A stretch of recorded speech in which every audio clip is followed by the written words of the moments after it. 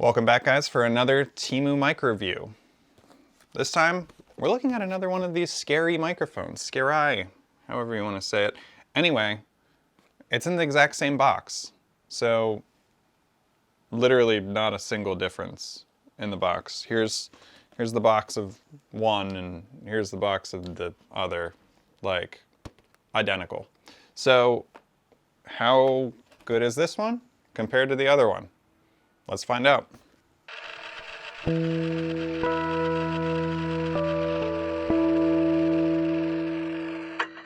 So again, we'll unbox this.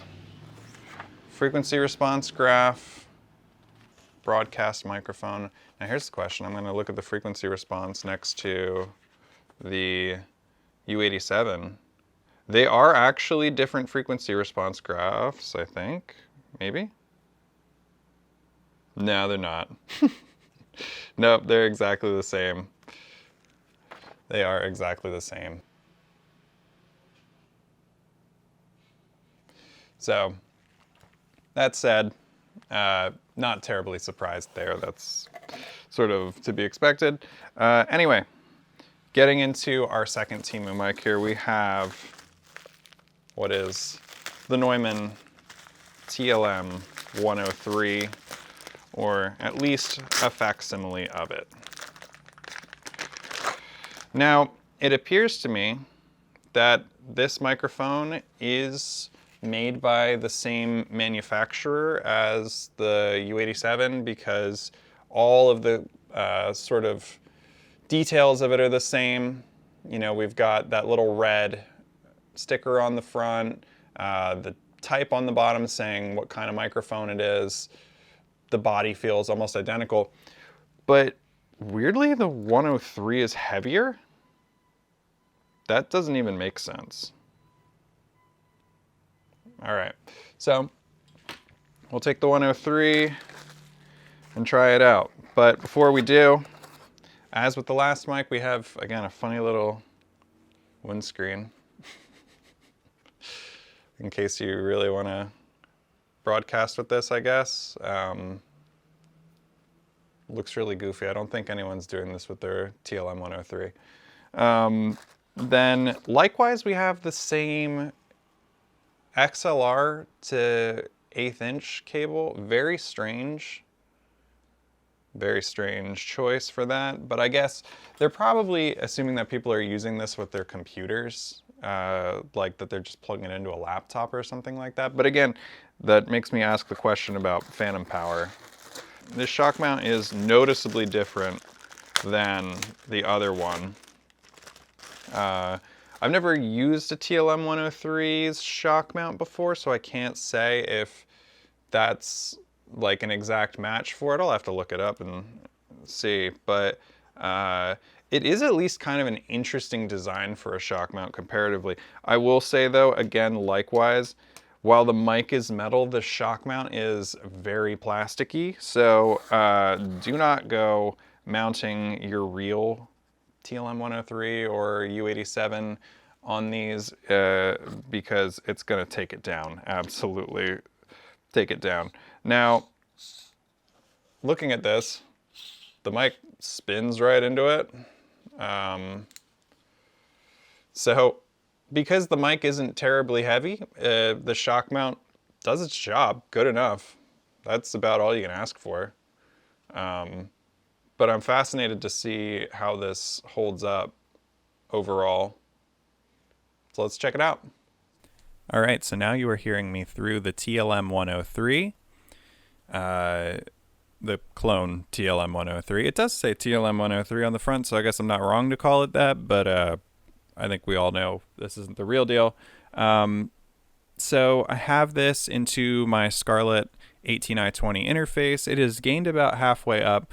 It does need phantom power, just like the U87, so that's good to know. So what we're going to do is we're going to take it with some acoustic guitar, and then we'll try taking it with my vocals, and we'll see what it gives us. Oh, noticeably though, unlike with the U87, when I touch this mic, it does not make like a ground hum noise. So that's a positive. Strangely, like I was saying before, the TLM103 is heavier, and you know, obviously heavy doesn't always mean that it's better, but there is maybe a bit more of a solid construction with it, so take with that what you will. So just like last time, we're going to have this about 6 inches away from the sound hole on my Ovation acoustic guitar, and we'll see how it sounds. I'll play about the same thing that I did then too, so just...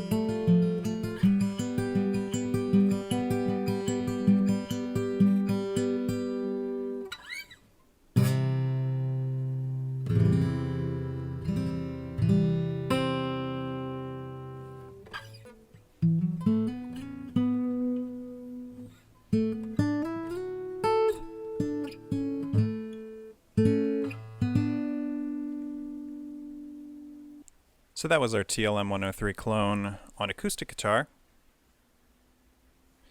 And then if we're going to put it on vocals, we'll sing about, again, the same thing as we did for the last video on the U87. I can remember which piece of me you took, but it's not the one that I shoulda gave. Always contending you found the only way, but maybe that was worth another look. All right, so final conclusions on the TLM103 clone. Kind of like the U87, but actually I think this is the better mic, if I'm going to be fully honest. On my guitar and both on my vocals, I think this mic sounds better. I think it also, you know, just by not having the weird grounding issue that the other one was having, I think there's also a degree to which this mic seems to be maybe a little better constructed. Okay, so from a noise floor perspective, this mic actually has no visible noise floor showing up in my DAW, despite being gained up to about the same level as the U87. So this mic is quieter than the U87, and in my opinion, sounds better. So can I recommend this mic? Can I recommend any of the Temu mics so far? It would depend on what kind of budget you're on. I think that's my number one thing. If you are really looking for a budget microphone, a budget condenser, this will fit the bill. When I got this, I was honestly expecting like a glorified computer microphone, like the old school ones that you'd have on like your Windows 95, those like stick microphones. I was honestly kind of expecting like one of those, that it would be really terrible, really scratchy, really noisy, and it was better than I expected in that regard. It is not like scratchy and awful like I was kind of expecting. So that is a win for the TLM103. Where I'll say it falls down, again, shock mount I think is a pretty obvious downside on this. I will not be putting anything but this mic on this shock mount. But again, just being plugged directly in, I am pleased with the sound that we got. I think I will be using, so the reason I got these is I was curious if I could get some cheap condenser microphones for use in something I'm recording. so that I can just have some extra condensers on hand. I think I will use this, and it might be good to be used as like a second or a third mic or a room mic or something like that. The U87 I might consider using possibly in like a stereo array or something with this mic on an acoustic guitar. We'll see. It's worth experimenting. I think that's the takeaway that I'm having from these mics is I think they're worth experimenting with. I'm not going to drop the next Grammy hit on this mic. I mean, we'll see, but I don't think so. These days, like what you can get for a mic for cheap, don't judge a book by its cover, because you can still get something that's a functional and fully usable microphone. So don't write these off, but again, keep in mind that if you're going to be recording anything serious, I would recommend going out and getting something a little better. Warm Audio makes some great stuff. I use a lot of stuff from the company formerly known as Blue.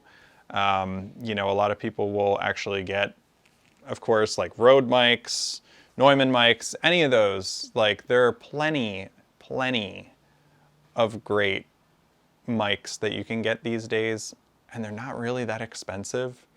So is there a place in my mic locker for this microphone? I think we'll have to see. I don't see like a time when I'm necessarily reaching for this mic as opposed to my better, more professional mics.